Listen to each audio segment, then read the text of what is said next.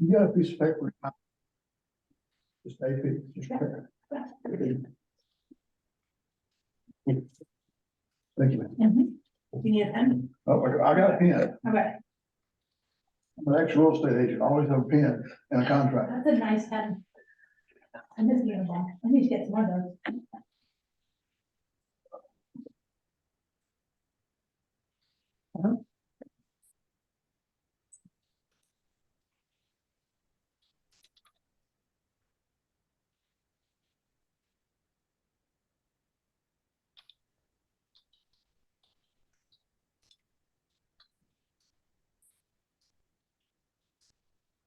Okay, everyone, we're gonna go ahead and get started. Feel free to turn on your camera if you would like. No pressure, you don't have to, but good afternoon, everyone. My name is Brooke Dickhart. I am the Executive Director of the Joel Fund, and we are the organization that runs these VMFA meetings. Today's focus is veteran social enrichment, and what I like to start off with, well, first and foremost, I would like to say thank you to Mike Peterson with Blue Cross Blue Shield for our amazing lunch today. So if you were able to eat, this is who we want to say thank you to. An honor to be able to do so. Thank you very much. We really appreciate it. It's a big help. And then what I also like to do is go through our mission and objectives of the VMFA. Just always like to put that at the forefront of everyone's mind. Our mission is to strengthen the local veteran and military community. And our objectives are to identify gaps, opportunities, and barriers in service to improve service for veterans and military families, to coordinate information on services for veterans and military families, and to educate veterans, their families, and community advocates on community-based efforts and suicide prevention. So what I would like for us to do next is we're gonna do introductions. So please take a moment. I'll go around the room first and then we'll do online introductions. And give us your name, your organization you're representing, and if you are a veteran, please let us know what branch of the military you served in. Chris? Yep, so I'm Chris Sloan with Team Red, White, and Blue, the North Carolina State Coordinator, and I am a 26-year Army vet. My name is Nejla Munchauer. I work with Wake County Veteran Services. My husband retired out of the Air Force, but we spent the first half of our married life in the Army. I'm Chad Richardson. I'm a social worker with Nejla over at the South Wilmington Street Center for Veterans, a social worker for veterans, and I'm not a veteran, but I have my stepfather was in Korea. Have a lot of veterans in my family. Thank you. Lee Winslow with myself. I saw the event on the Red, White, and Blue page, and so I signed up for that. And I'm also part of the CVMA, Combat Veterans Motorcycle Association. So we're looking to be more involved in the communities up this way. We're primarily on the south side of Raleigh, Cary area, so we're looking to move and be more involved in the communities up this way. So that's how things this all about. Thanks for joining us. Oh, Army veteran. My name is Isabella Brzezinski. I'm the Operation Art Program Coordinator for the Joel Fund. So if you have any questions about our art classes or our art showcases, please let me know. I'm the daughter of a retired Army veteran. For those of you looking for him, the tank is under the table right at the moment. I'll get him out later. I am Bill Dixon, United States Army Vietnam veteran, representing North Carolina chapter of Vietnam Veterans of America. Also, Vets United Service Dog Group. Thank you. I'm Eldon Corbett with Disabled American Veterans, DAV. I'm the chapter commander of chapter 21 in Durham. And I'm a 20-year Air Force veteran. I was a TAC-P, which means I spent 17 years with the Army. I'm Brenda Brubaker. I'm with Vietnam Veterans of America and Triangle Women Veterans. And I'm the daughter and the wife and a Navy veteran. Awesome. Good afternoon. I am Lakeisha Brown and I am with Veterans Affairs and I am the new Community Engagement and Partnership Coordinator. And I'm a part of the Suicide Prevention Team with Veterans Affairs. My name is Dan Estrem. I'm representing two different organizations, the Raleigh Elks Disabled Veterans Fishing Program and the National Project Healing Water Fly Fishing Program. I'm not a vet. I'm Mike Peterson. I'm with the county engagement team of Blue Cross and Blue Shield of North Carolina. And we just look to support drivers of health in our local communities. And so it's I got to connect with Brooke a couple months ago now, I think, and just extremely impressed with everything the Joel Fund is doing. And it's an honor to be able to be here and at the very least bring lunch, but I look forward to continuing a relationship with. Thank you. Appreciate you being here. Okay, online, Commissioner Mile. Yes, good afternoon, everyone. My name is Don Mile, with County Commission, representing District 1, 30-year Army veteran. And of course, it's always good to be around veterans and seeing what everyone is doing and trying to find out what we can do to kind of keep this ball bouncing. Thank you. Christy? Hello, my name is Christy White. I am the Chief of Recreation Therapy at the Durham VA Hospital. I am not a veteran, but I have been working with the VA since 2008. So I've been working for them a little while. Thank you. Josh? Thank you. Hey, good afternoon, everybody. My apologies for not being camera ready today. I'm actually at home in the midst of a construction zone, so I'm going to be off camera and off mic for most of this so that you aren't subject to the calamity that is all around me. But I represent the Durham VA Caregiver Support Program.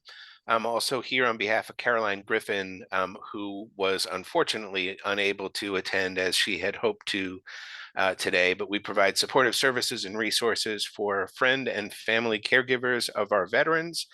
And I myself am not a veteran. I am the son of a World War II Navy veteran and grateful to be here. Thanks, Josh. Aaliyah?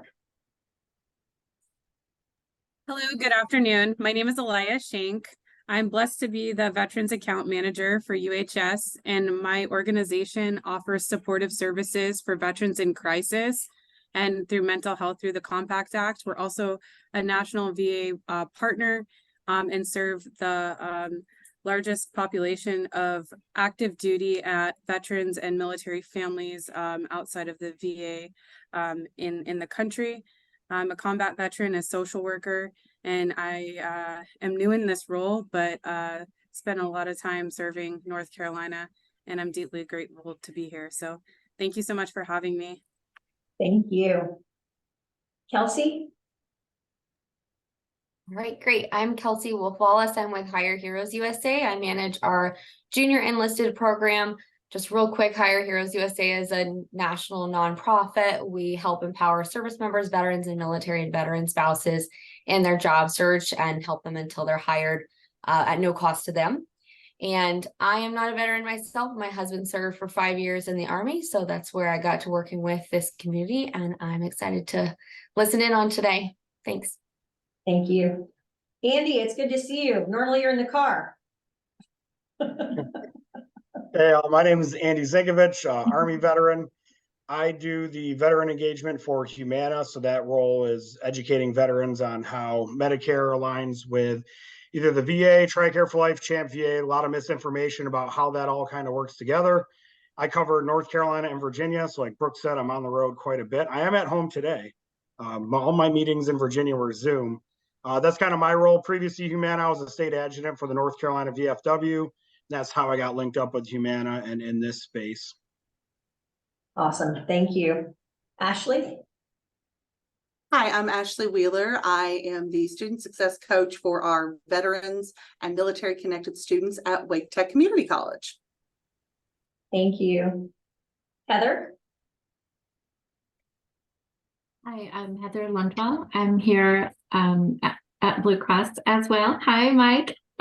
I work with Mike Peterson. He's on community engagement team, and I'm on the Medicare team. And I am not a veteran. My dad was a 28-year Army veteran with 3 tours in Vietnam. So I was and will always be an Army brat.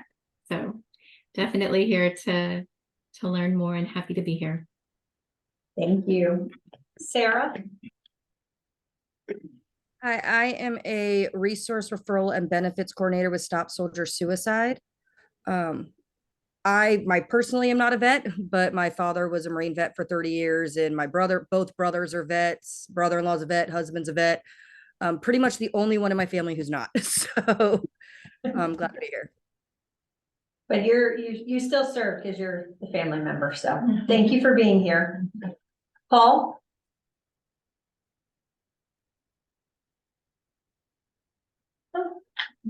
Sorry. Can you hear me now, Brooke? Yes. Yeah, I've been having connection problems. I had to log in again. Yeah, I'm Paul Berry with Veterans Bridge Home and NC Serves. I'm going to stay off camera. I've been really sick. I wouldn't wish this on anyone. Whatever this crud is, it goes around. I've had double ear infections, and it's really impacted my ability to hear. So I can't hear real well. Hopefully, get past that. But I served 30 years in the Marine Corps, and just great to see this group come together today. Thanks, Paul. Feel better. Anne? Good afternoon. My name is Ann Gasparini, and I am the Interim Community Affairs Manager with Stop Soldier Suicide. I am the spouse of a Marine Corps veteran, 27 years, as well as the mother of a Marine Corps vet. So thank you for having me. Thanks, Anne. Troy? Hey, everybody. My name's Troy Hirschberger. I'm with the North Carolina Housing Finance Agency. We've got a simple mission to provide safe, affordable housing opportunities to enhance the quality of life for North Carolinians all across the state. Paul, I'm sorry to hear you're under the weather. Hope you get well soon. Thanks, Troy. Christina? Good afternoon. My name is Christina Piard. I am the Upskilling Talent Manager with Wolfspeed, an employer, and I concentrate on building employment pipelines to Wolfspeed for military organizations and community college grads and community college students. And I am in the midst of eating my lunch, so I'm going to stay off camera so you don't watch me stuff my face. Thanks for joining us. Jill? Hey, Brooke. So I looked in the mirror this morning and I scared myself. So because I love you guys, I'm going to spare you and stay off camera today. Jill Blakey with Mustangs and Patriots Project. I am also a member of the Triangle Women Veterans with Brenda and a member of American Legion Post 6. Mustangs and Patriots Project is a recreational equine program that utilizes once wild Mustangs for veterans and their families, and of course, active duty service members as well. Thank you. So today's, let me just make sure I didn't miss anyone, right? Okay, awesome. Today's topic of discussion is veteran social enrichment. We have 3 panel speakers with us, and what I'm going to do to start us off, I know you've introduced yourself, but if you could give us some background on your organization and what you all do, how you do it, and then we'll go from there. So Dan, since I'm staring right at you, I'm going to let you go first. Gee, thanks. Well, Project Healing Waters Fly Fishing Organization is a national organization that was started about 15 years ago. And it focuses on utilizing a fly fishing program to get disabled vets out on the water, get them out, get them in an environment where they can basically de-stress, basically decompress, and also have the opportunity to meet with and talk to fellow vets. Because if you have been around vets, or if you are a vet, you know that it's very difficult to talk to a non-vet about your experience. But when you can get in an environment where you have people around you that have had the same experiences, it's very therapeutic. So I took over the Project Healing Waters program about 10 years ago in the Raleigh-Durham area. You can see sucker written across here, right? And just the December before the pandemic, the Raleigh-Durham program got shut down for a myriad of reasons. And during the pandemic, since I'm an Elk, I was working with the Elks organization in Raleigh. And, you know, the Elks are an organization that cater to veterans. They do a tremendous amount of work for the veterans, homeless, veterans hospitals and the like. And so we started working with them to move the program under their umbrella. And it was, you know, let's be honest, it was for the insurance purposes more than anything. So the Elks adopted the program there. So we just basically transitioned once we could start meeting the philosophy and the practices from the Healing Waters program under the Elks umbrella. So they have been gracious to basically fund us to take care of a lot of the issues for the insurance. Well, come about 6 months ago, Healing Waters decided that they want to redo the program in the Raleigh-Durham area. And since I ran it before, they came to me and said, can we do this? And I said, well, the only way you're going to do it is if we run a parallel program with the Elks, because the Elks program is solid. It's up and running. I send out close to 500 emails every week to disabled vets in this region to keep them advised on the program. We build fishing rods. It used to just have to be fly rods. Now they, since we're under the Elks, also they can build a fishing rod, their own rod. They take them and use them at no cost to them. We teach fly tying. We take them fishing 2 to 3 times a month in local ponds and lakes where they can actually catch fish, not like putting them on the bank at Jordan Lake and saying, okay, well, you know, see if you can get something.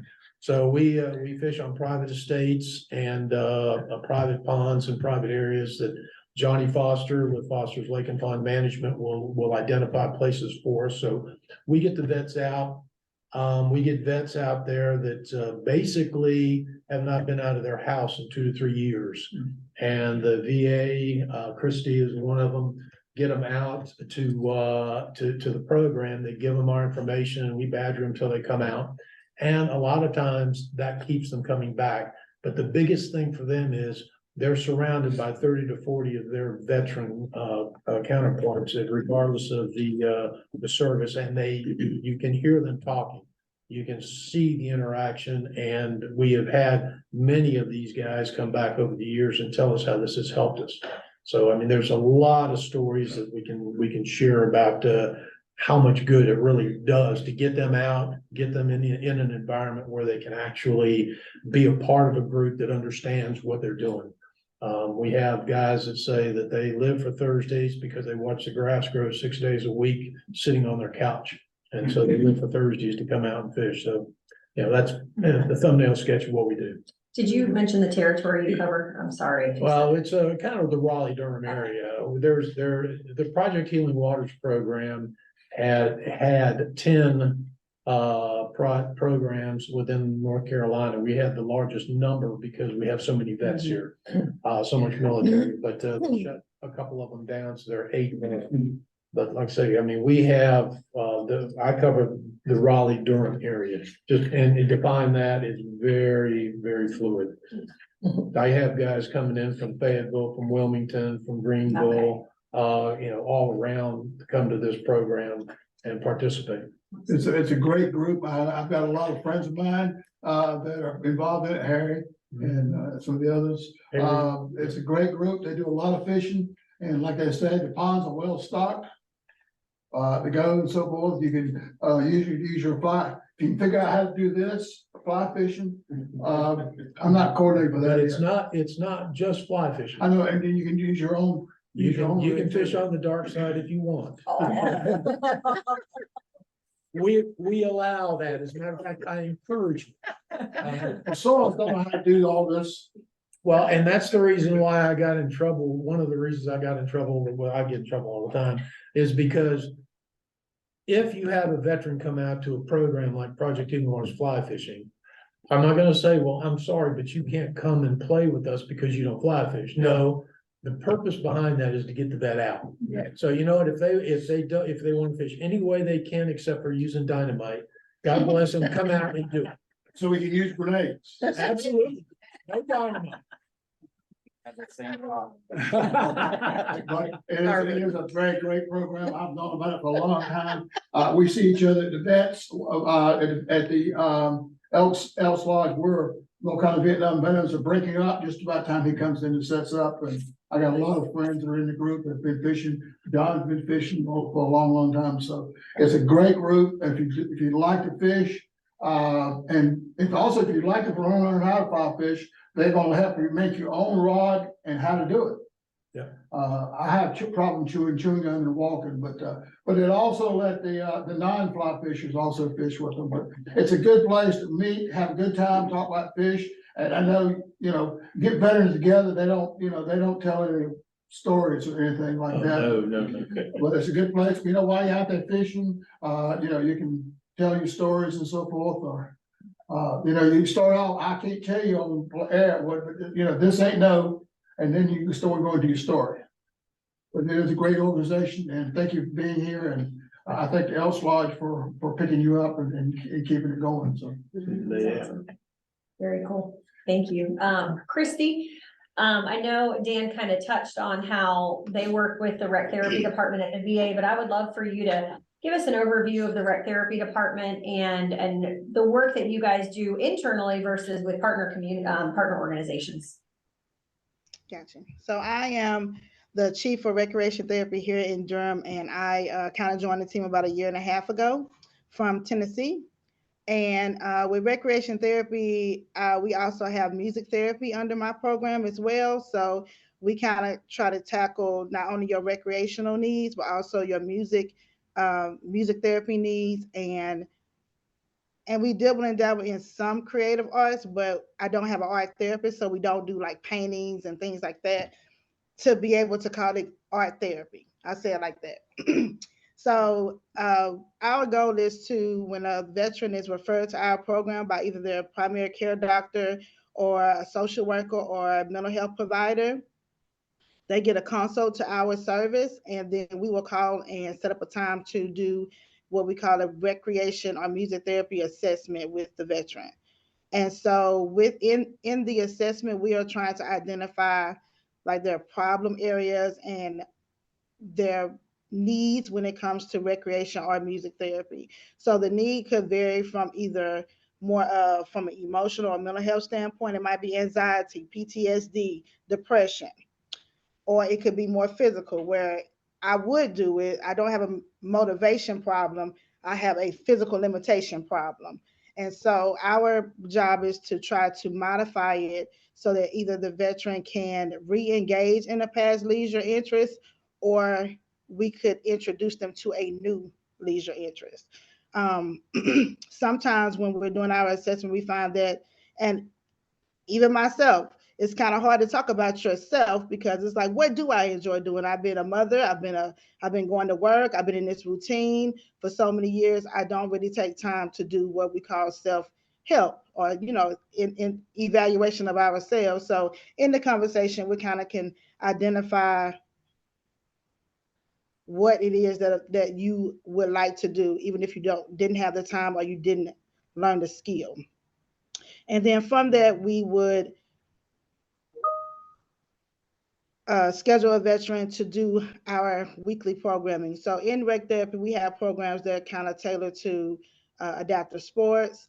As Dan mentioned, fishing is one of our interventions that we could partner them with the goal of, we pick maybe 1 or 2 times a month to go and fish with Dan, but Dan sends these emails out on his own. So we don't want the veteran to stop because the therapist is not present, but we do want to support the veteran in connecting to that resource.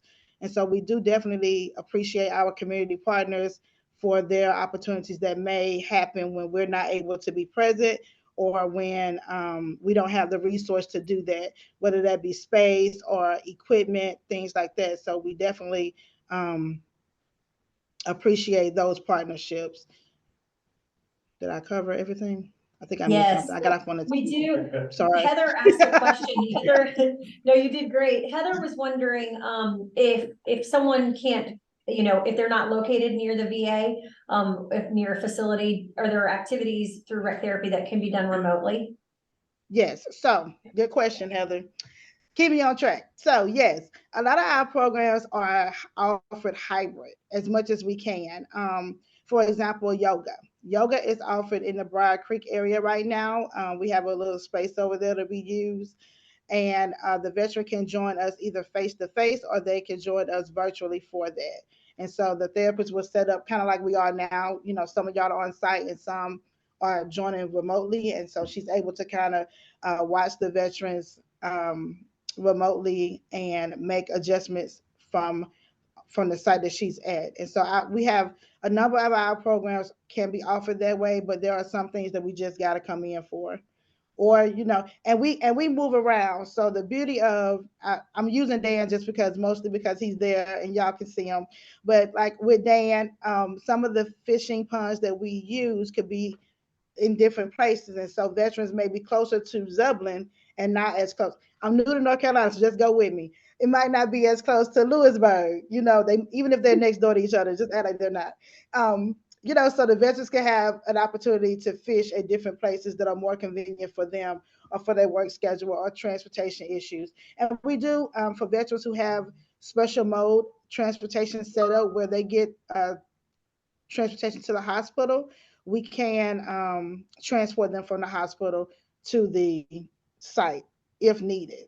But some people just like to drive their own vehicle so they can kind of go and come as they choose. So it's totally up to the veteran and their needs and space, you know, on the bus. So we kind of do that on a first come, first serve basis because the bus can only sit so many people. But for the most part, we don't really have a problem with transporting from the hospital to the site. Thank you. Chris, your turn. Yes, thank you. Please talk to us about Team Red, White, and Blue. Yeah, so Team Red, White, and Blue is a national nonprofit organization. We're NC founded. So Mike Irwin is our executive director and founder. He's down in West End, which is kind of just south of Cary area there. So we were founded about 13 years ago. We were kind of what Wounded Warrior Project is now, initially for special operations veterans, but we shifted. They kind of do the vet to vet programs, and we do more of the vet to community program. So that's what our prime mission is to connect veterans to their communities through social activities and physical engagements. And so how we do that, we do it through a diverse range of programs. We're not a running club. Lots of people like to go, oh, you guys are the running club. But no, we do run a lot, but we run anywhere from an ultra marathon to we have Vietnam era veterans who do mall walking. We do things like hiking, kayaking, yoga, and then we do social activities. We went to the Lieutenant Dan concert down at Fort Liberty the other day. We go to hockey games, baseball games, all kinds of things like that as well. Again, we have the same purpose. It's getting veterans out of their homes, into their community, getting them out of the isolation piece and connect, which is very important. And we've seen that, you know, at a national level is really what's leading to a lot of the mental health issues and suicide issues that are going on. So we offer both in-person and virtual events. We're really trying to push in-person events because, again, that gets you out, physically out and doing things rather than just doing it online. We have 7 chapters in North Carolina, from the mountains to the sea. And so, but we have about 180 chapters around the world, which is mostly here in the US and then at bases overseas in Korea, Japan, Italy, Germany, those kind of places. So one great thing is we use our own Team Red, White, and Blue app that you can download to your phone or use on a web-based one on the computer. But if you're traveling or you're doing something like that, you can easily connect to RWB chapters wherever you're headed. So say I'm getting ready to go to Orlando on a Disney vacation, which is not stressful at all. And you want to go for a run with some people that you kind of have a relationship with. So you just go on, you put your location as Orlando, you find out they have a Tuesday run, you can meet up with them on Tuesday morning, get rid of a little bit of that stress before you go hike 8 miles through Disney. But they also have all those local insights too, right? Hey, did you do this? Stay away from that, those kind of things too. So it's great to connect to folks in that situation. One thing that we started this year to kind of bring folks out a little bit more, we do 12 monthly missions. So we just did several over the weekend. I think we're somewhere up in the several 100,000 stairs that we climbed as a national group. But we did one at UNC yesterday morning, and we did one down in Fayetteville on Saturday morning. So I got to climb 4,400 stairs instead of 2,200. Nice. That's okay. Well done. It's okay. So, but we do that each month, and so next month we'll be doing a mile run as fast as you can for the Mogadishu Mile. And then one of our biggest events that we've had for several years is our workout of the day for warriors, or WOD for warriors. That'll be in November. And all those events are scalable. So they're available from kids through, our more mature veterans in the group. If you have some sort of disability, we have different kinds of workouts that can adapt to that, so that everyone can participate. And so April was a great example of that. We did Month of the Military Child. We had a bunch, like my daughter's 9, we had a bunch of, 7, 8, 9-year-olds out there who were actually doing better burpees than many of our adults, but that's okay. They have a lot more energy, but they tire out quickly. So, but so it is bringing that family piece together as well. So we're not just about, veterans. We definitely include all of our community members, family members, active duty service members, Guard, Reserve, and our veteran community. And then we also, inside the app, we provide, I think we have 8 activity groups right now with things like triathlons, yoga, nutrition, rucking, running, swimming, different types of events like that. So that's where you can get more information, is through the app, or you can check us out at teamrwb.org. And as Paul said, follow them on Facebook too. Paul knows their social media person. So, you touched on the fact that it includes the family members, the community. Can anyone have access to the app if they register, or is that just for the veterans? It is for anyone. Okay, great. And do you kind of follow percentage wise how many people, versus community, veterans, their families, like what's the makeup, or is that too hard to know? I'm putting you on the spot. Look at that right in front of me. I have my annual report. So right now we're about 52% veteran, 10% active duty, 17% civilian supporters, and that includes the family members, 3% Guard, 4% Reserve, and we have an unknown of 14%. So that's people that didn't respond to the, but so it's about half veteran, and then the rest will be families and active duty supporters. Awesome. And Dan, how about you? Is Project Healing Waters just for the veterans, or can family members participate? Yes and no. Please clarify. There are certain events that family members are welcome to join in on through Project Healing Waters, which is an international organization. The Raleigh Elks program, yes, families are more than welcome to participate. We encourage them on occasion to bring kids, but they have to assume total responsibility for them. So, but we do encourage family members, again, on a limited basis. And just to clarify, there's no wrong or right answer to that question. I just like to clarify for people who are saying, oh, well, that might be something good for our family, or my husband, or. We will have probably 2 or 3 kids a month that will be brought, and grandkids, and somebody has a problem with their babysitter. Yeah, bring them, but you've got to be responsible for them. And we provide them with equipment and all that to use, so it's not like they're left out. It's but the parent has to assume total responsibility. We are not babysitters. Absolutely. Makes sense. And I didn't say, but we do have a Facebook page. I know nothing about it because I can't access it, but one of the vets takes care of it, and it's the Raleigh Elks Disabled Vets Fishing Program is the title of it. And he puts all the pictures, and anything I send out, he puts on there too. But like I said, I've never seen it. I can't get on it. God only knows why. And Christy, just to clarify with you, it's just for the veterans who are connected to you through the referral. Is that correct? Like it's right, because yes. So from our standpoint, it's just the veteran, but in some settings, if they were coming on their own, they may bring a friend or something. But in our controlled environment, we just treat the veteran. Unless we're trying to show a family member a particular intervention that they could use, like for example, a caregiver of a dementia patient. And we're like, these are some tools you can use at home, or we're trying to educate the family. So we do some patient and family education, but treatment is primarily for the veterans. Thank you. And what is the protocol for veterans to access your services, Christy? If you can just run through it one more time. That's okay. So a veteran would need a referral from either their primary care doctors or their mental health providers, or even rehab. Now rehab staff can do it. So if they're going to physical therapy and the physical therapist is talking to them about rec therapy, the physical therapist could put in a consult to recreation therapy for us to see that veteran. And if we need any further like medical clearance from his doctor or her doctor to engage in a particular intervention, we will reach out to the provider to get additional support. But for the most part, primary care, mental health, or rehab therapists can refer them to our service.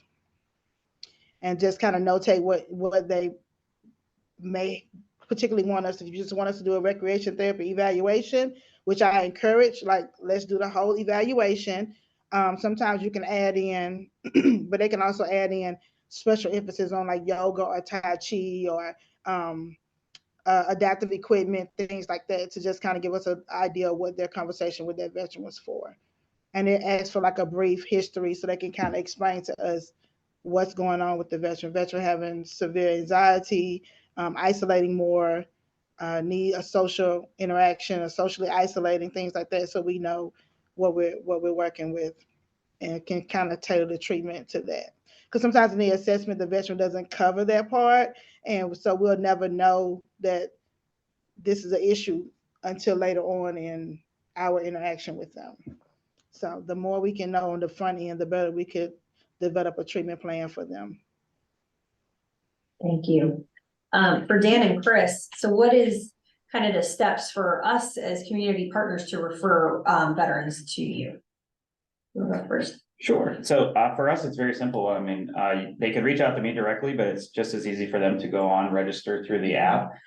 We have a new onboarding process. It's pretty inclusive. So we have not only our national side will contact them, but then I every week on Wednesday reach out to all of our new members through an email. But then once you connect to us on the app, you'll go into the correct chapter based on your address.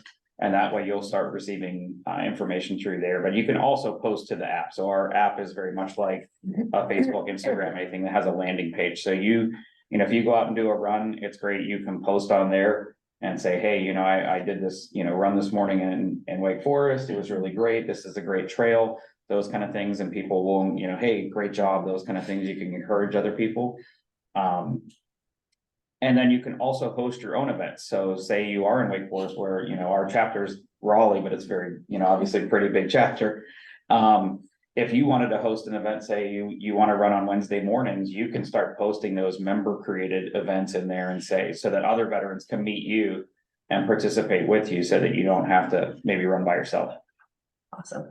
And I like that you said you reach out, because I know even for us with some of our veterans, they will still register or do something online, but some of them still need that contact more than just through the internet. And so I like to hear that you do that. Yeah, it's been a big piece of what we've done recently. A lot of people are willing to sign up, but not a lot of people are willing to make that contact or make that first engagement. So that's a big piece for us, is just making contact and making them feel more welcome to come out and participate in the events. Awesome. Dan, how do we refer veterans to you? Well, how they get referred to me is Christy and her folks. Basically, I get an email with lists of names on there that they're referring to me, and then I will make contact with them. And I just put them on the master list once I give them a rundown on what we do. The Elks will refer people to us, and military organizations, other groups and organizations always are, you know, talking to each other, and I'm getting calls and from them, but yeah, God bless you. We don't have anything technically, anywhere near that. It's usually just an email or a call to me and say, how can I play? And I say, well, just give me your email, and next time you get an event notification, show up. That's 99% of it, is just show up and participate. And usually once they show up, they keep coming back. So we can give them your email address. Yes, ma'am. Okay. And that's how most people do. Well, my Project Healing Waters email is actually posted online. Okay. In the Project Healing Waters, then that is a national big website, which I don't deal with. But then, you know, again, for what the Elks do, that Elk side of it, or just the personal side of it, is just call me or email me, my Hotmail account, my name at Hotmail, or the Project Healing Waters, either one. I want to make sure I have it right though. I mean, it's the one that, because I want to put it in our follow-up email so everyone has it. Sure, no problem. So It's we the one can- that you contacted me on. You did the Hotmail, not the Gmail, right? I'll confirm when we're done. It's Yeah. either one, they're both the same. Okay, perfect. Sounds good. Imagination. And the emails are good. I'm sorry? And the emails are good. I'm on the list. No, well, thank you.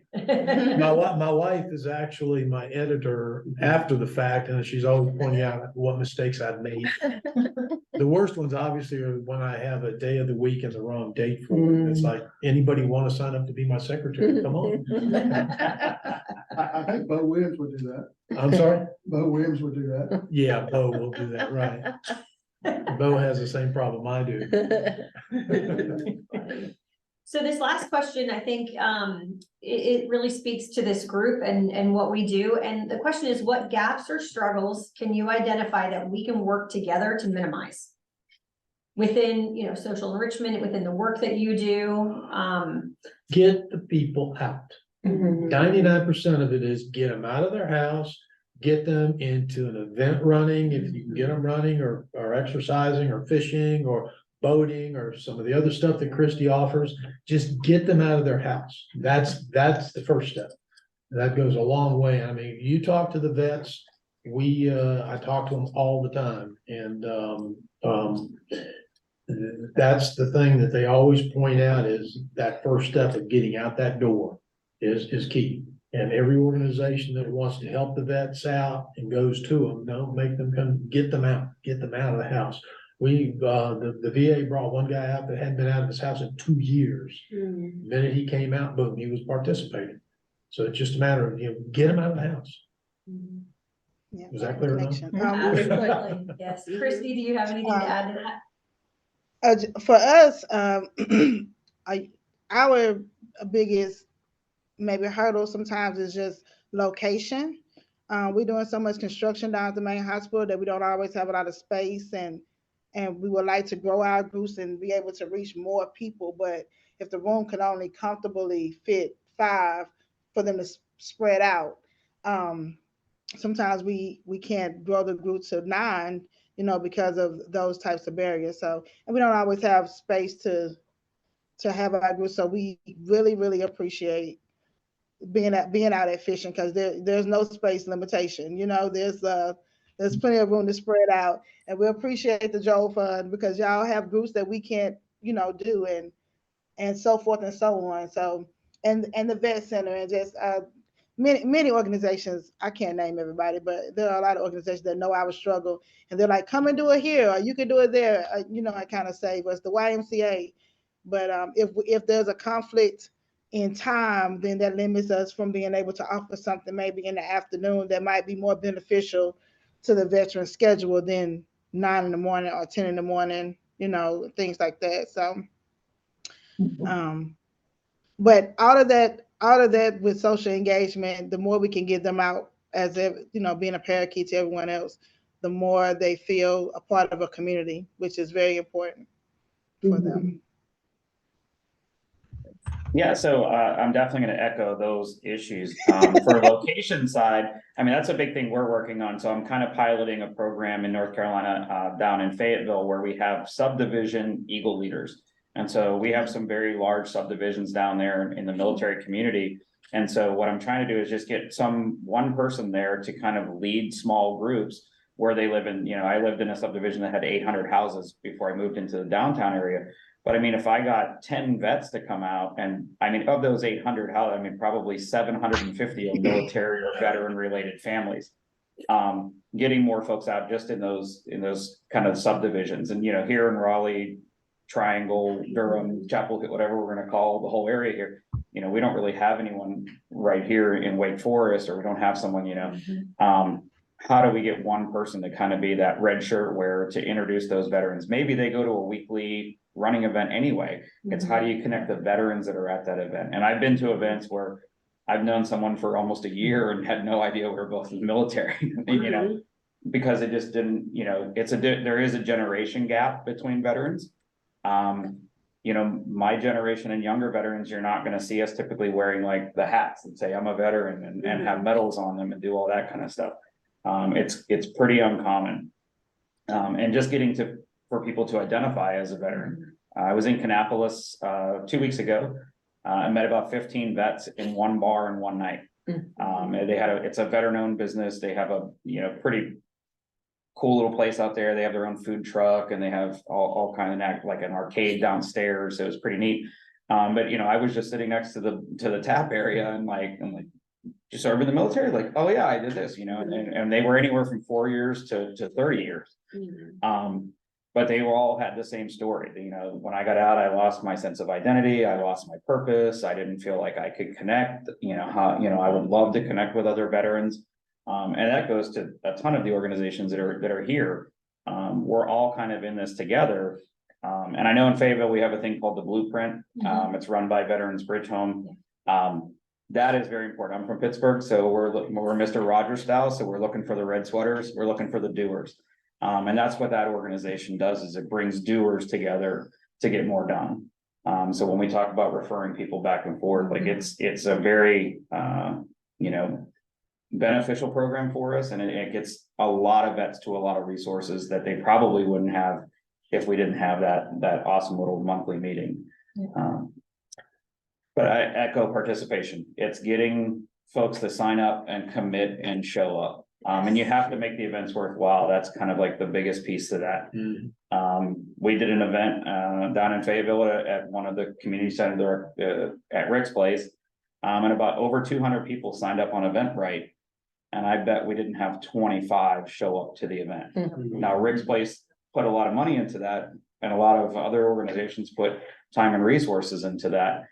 They had food ready for 200 plus people. They had drinks ready for 200 plus people, games, prizes, all that. So, you know, it's kind of sad for us as we're all standing there just like waiting, like, are they coming soon? And then you go from there. So You can't ask for an RSVP because that doesn't mean anything. yeah, that's what I mean. So they did RSVP, like we had their names and emails and everything, but they just didn't turn up. So it's kind of, you know, how many of those will you do as an organization before you stop?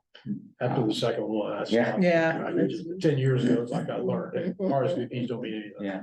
That's, with our art classes, we do ask for a small fee. I call it skin in the game. It's just enough for them to commit. And for those who can't, we have a scholarship. And if they take time to fill out that form for the scholarship, that is the same thing. Then I know they're committing to that class. They're taking the time.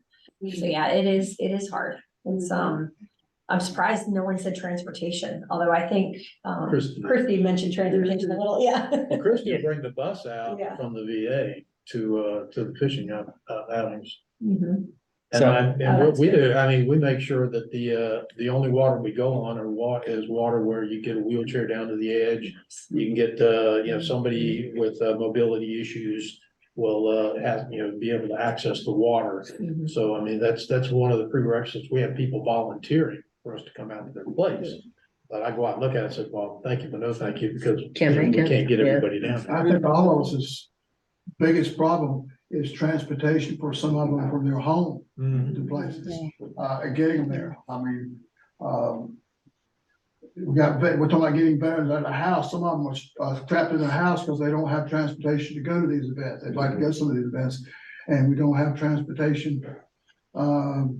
Sometimes it goes back to insurance situation, transporting a veteran in your car, or whatever. You have a wreck, should have a wreck or whatever.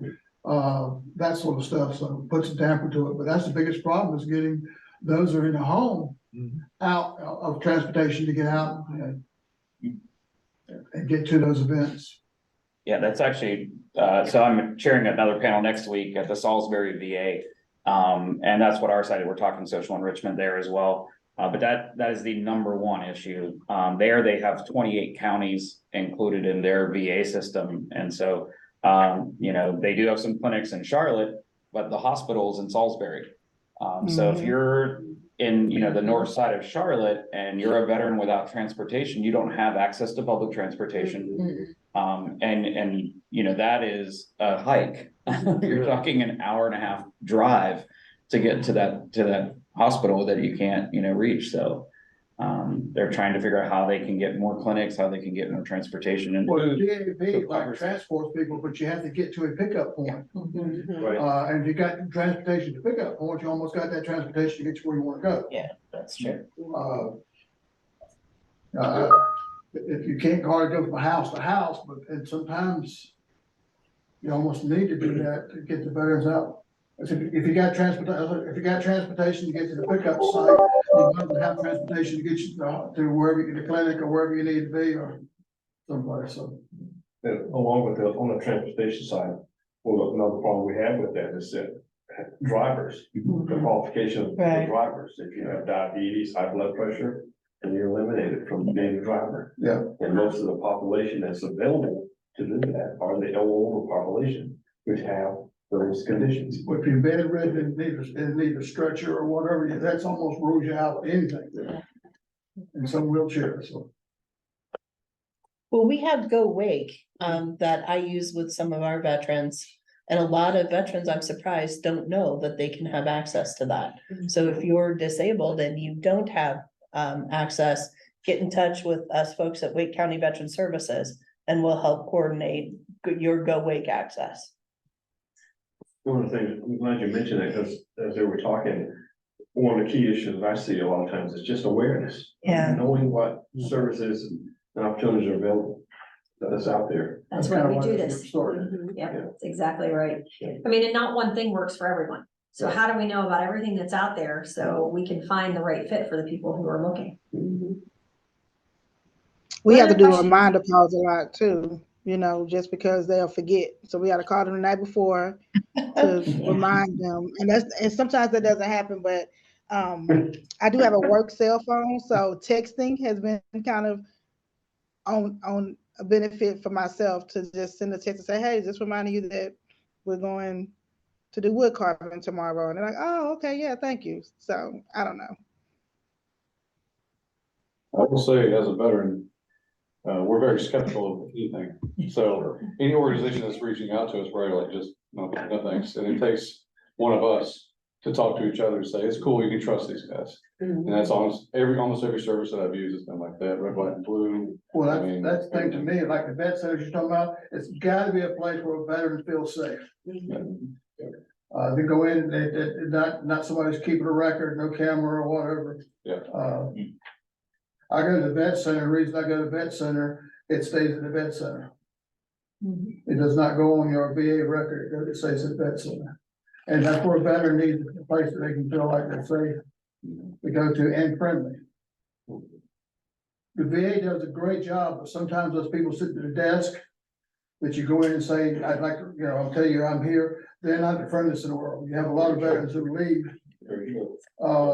because they didn't get to see the doctor because the person in the emergency room had a bad day. Yeah. But it's not a whole lot you can do about that, but maybe give them more money. But a lot of veterans get upset and just walk out and don't come back. That situation. Yeah, I think too, the other piece of that is being welcomed at that, whatever that is, and it's, being a VFW member, like it's, if you come into our VFW, we're pretty open and welcoming to you.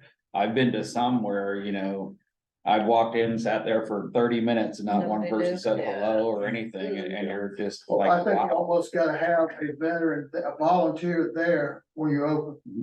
A veteran volunteer can talk to veterans. Not a civilian, not a doctor, but another veteran who just volunteered. It's kind of like the USO has people volunteer to work at the airport. You almost need the same thing in the vet center, as a veteran there to talk to veterans and let them know it's a safe place. And they can relax and so forth. Yeah, that's another great. So I was just at Seymour Johnson on Friday and they have an amazing USO there, but no one uses it. They put in a gaming room that's twice the size of this room. They have, I think, like 14 computers and game systems in there. And they said that they could leave $20 bills on there and no one would come in to even pick them. And so it's just, you know, they had tons of resources. They have coffee that's donated. They have all, you know, they have snacks, they have all these things. And just, it's completely underutilized. It's just people Well, don't. all over the state, we got these coffee places like Richard's Coffee, down in Mooresville.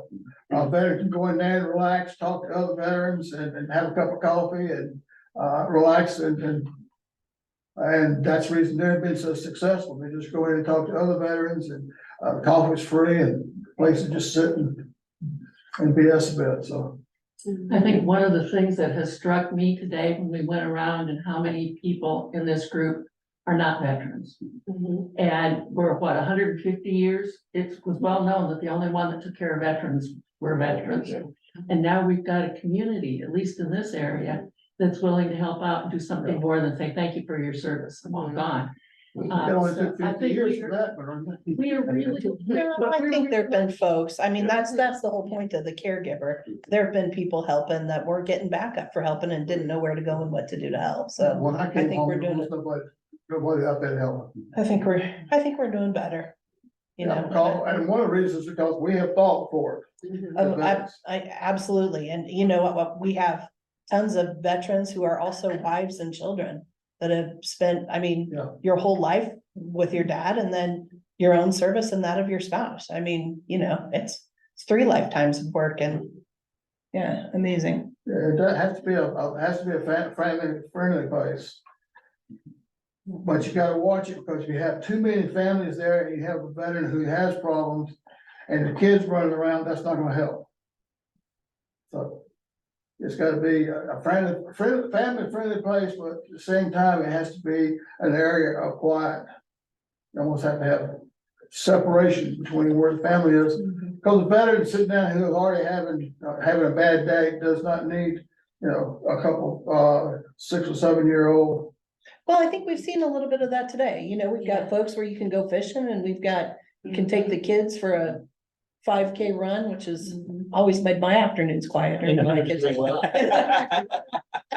Well, the Joel Fund has family stuff also, so it doesn't have to be constant, but it does, you know. Specified. And if you're a woman veteran, a group that has a daycare center or somebody to watch your Right, kids when you get absolutely, services. that's huge, that's absolutely huge.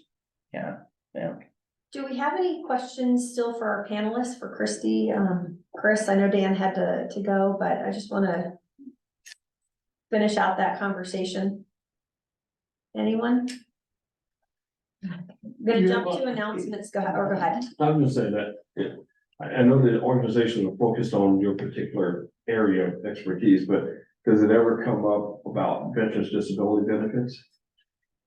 Not, you know, and there's different benefits, but when I say from a DEV perspective, veterans' benefits means compensation, disability compensation. There's 2 experts right there. Okay. Well, I mean, we have meetings on that with this group, so there, it is absolutely a topic of conversation regularly. And it's always, you know, it's always part of the coordination. And that's one of the things that some of the recreational groups are excellent in facilitating is access to the information that people who don't recognize or feel anxious about talking about compensation, they'll come and go for a run and they'll go, what? And you'll be like, did you hear what I said? And well, have you ever talked to somebody about that constant ringing in your ears? I've seen that a lot of times in recreational settings. I thought when you raise your hand, I swear tendonitis comes with it. I hear tell, yeah. So how can we get your programs on a wider calendar? For instance, the NC Serves has a calendar, the Department of Military and Veterans Affairs has a calendar. How do we get your information there? The Bridge Home's got it on there, if I get it done, at least every other week. Yes, I mean, I think that would be, so that's one challenge that we're all gonna face, right? So if we put all of our resources onto that calendar, it's a lot of it's gonna be a lot of calendar space. In Fayetteville alone, in the next 3 months, I think we have 58 activities. So we do put a lot of our weekly events into different platforms because they're constant and they're gonna be, you know, something that's not gonna change. Like in Fayetteville, we run on Tuesdays and Thursdays, we do yoga on Wednesday. third Saturdays, coffee social, like those kind of things are pretty etched. But yeah, I think the easiest way for us is just come to our calendar, and then that would be the easiest way to, and that way, so in that calendar that we have, or in the events list, that's where you can mark, I'm interested, I'm going, that kind of things, and that way it allows the facilitator to kind of be prepared, so. Yes, they If can. 10 come, or if 50 are coming, I need to prepare a little bit, we need more water, we need more drinks or snacks. Are you showing up on the state veterans, list or the Veterans Bridge Home? I don't remember either one having you listed. I don't know. I work with Dawn sometimes, so I mean, I do.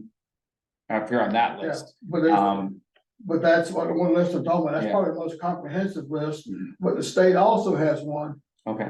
People who are looking at a list that Moses is always pushing. Yeah, the governor's working group. Okay. I think what's important is, I mean, if every organization puts every event on there, in an ideal world, that would be awesome, but it can also be very overwhelming. Yeah. So a group like this, I look at our role is to teach people about what organizations are out there, and they're like, wait, I like to run. Let me go to their website, let me get their app, because then you're picking specific, because what's gonna happen, let's say we've got 20 events on one day, how do you then narrow it down to be what you are interested in? So we use these groups to educate everyone on I what's think out what there. you were talking about when we first started, before we got started, was the referral work with each other. Yeah. You called me, I gave you the information that you needed, and it kind of blew out. It goes to, and they got the washer dryer and all the other good stuff. Yeah, it's the way we have to do it.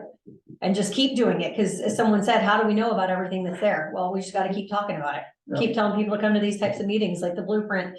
I mean, we actually model this after the blueprint, so it's, a lot, there's groups around the state that do it, so we can educate people in the community. So, because of time, I'm gonna jump to announcements. Anyone online have an announcement? Anyone in the room? Brenda? So I've given Brooke access to the flyers, so you'll send them out, please. But there is a Tunnels to Tower 5K run and walk in the Triangle area.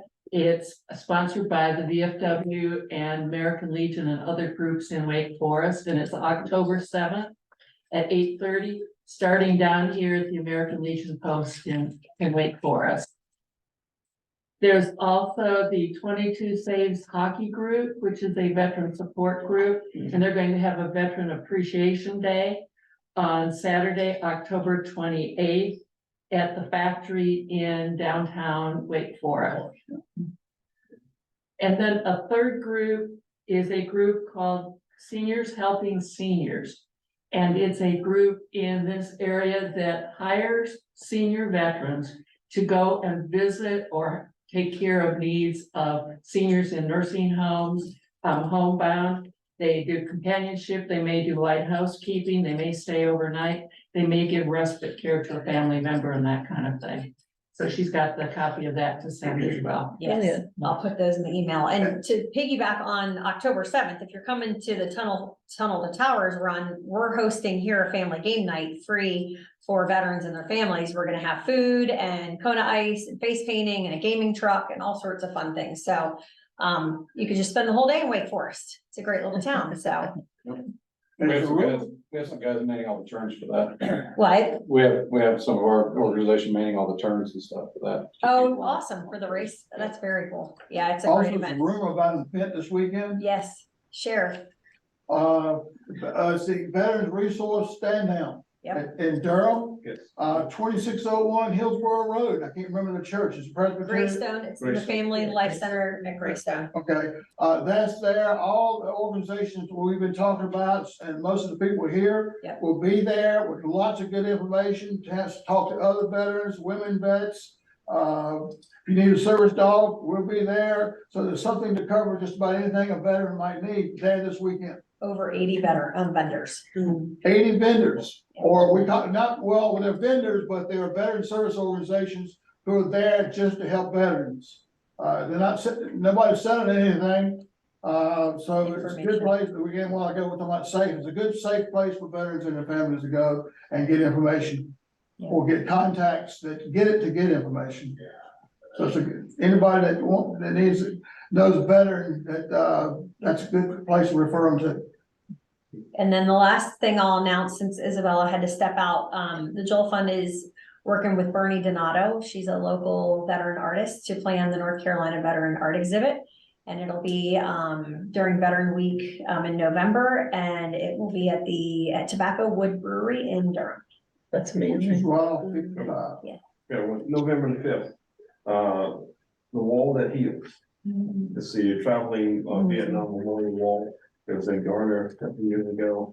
It'll be in Havelock on November the 5th of this year. Christy, I see your flyer. I'll share that. Okay, on the 26th in the lobby, the main lobby of the VA hospital, it'll be our Creative Arts Festival exhibition that day. So if you happen to have an appointment, you don't have to make any special trips, but just wanted you to know that we'll have that going on. Just displaying different artwork from different veterans for our local Creative Arts Festival. So. Also the VFW in Cary, Wake Forest, VFW in Wake Forest. The second Monday, 8 o'clock, they have a coffee with veterans information there. And then the last Thursday in the evening, 6:30, they have a coffee there for people, veterans to come in and family, or just about anybody who wants to come in, have coffee, probably a little something to eat, and get information. That's the same place that the American Legion is on Holman Avenue, about a block and a half from here. As veteran appreciation luncheons and events start to pop up over the area leading into November, please send them my way. I'll keep a list to start sending out each month. Well, it's only 2 months, but you know what I mean. I'll keep a list to send out next month. So everyone can plan for their area and you know, I already know of 4. So we got the Raleigh Veterans Day Parade coming up. So yeah, so I need all that information. So start sending anything for Veterans Day related, start sending it to me. all right. Awesome. Thanks, everyone. Next meeting, you. October 10th, veteran employment. Did you have something else? Yeah, we have a couple. Go ahead, Did you sorry, have go one? ahead. Okay. Yeah, so real quick, so obviously we have the veteran stuff, if you're headed down the Fayetteville way, so the 5th of November through the 11th, we'll have Heroes Homecoming is the website, that's the Fayetteville site for all that. But here up in Holly Springs on 10 November, we're gonna have the shootout for soldiers, so if you know anyone who plays lacrosse, it's 12 hours straight of lacrosse games. So every hour there'll be another game start. And so it's a big, they'll have a veteran event, a veteran game, different things like that. We usually do 24 hours. This one's only going to be 12. But I'll throw a shout out for a couple other organizations. So Reverent Warriors is doing their veteran suicide silky hike on the 30th of September in Raleigh. Whiskey Rose, I think, is the start. So that you can go to Irreverent Warriors and find out some more information about that. And then 27 and 28 October is a big, they expect to have over 5,000 people at it. Help a Vet Shine in Salisbury. So they have 100+ vendors, like 25 bands, Jeeps, motorcycles. They're doing all kinds of dirt track racing, all kinds of stuff at the Rowan County Fairgrounds. So 27, 28 October, Help a Vet Shine. So Amazing. Look, I got one more if you've got time. Yes. All right, the first Saturday every month for almost 37 years, North Carolina Vietnam Veterans Incorporated has met at the state capitol, calling out the names of those still missing from the war in Southeast Asia. Never has been missed. Rain, sleet, snow, they were there, calling out the names. Now we have different organizations participating, Combat Motorcycle Group, American Legions, but we do not want the POWs to be forgotten. So we meet and call out the names. We started out with 65 names, then we're down to 38. In fact, we were just talking about it at 11 o'clock today. One of the returning remains was buried in Waynesville. Frederick Hall was buried. But it's a very moving ceremony. I recommend everybody come in first Saturday of the month, North Carolina State Capitol at 12 o'clock. You're there at 12:15, you just missed it. So be there at 11:30 or 11:45 or whatever, and see the calling out of the names. All those years, we've never done it twice, I don't think, but it's a good way to meet other veterans organizations, and to honor those we're still missing and their families do not have closure. Thanks, everyone. See you next month.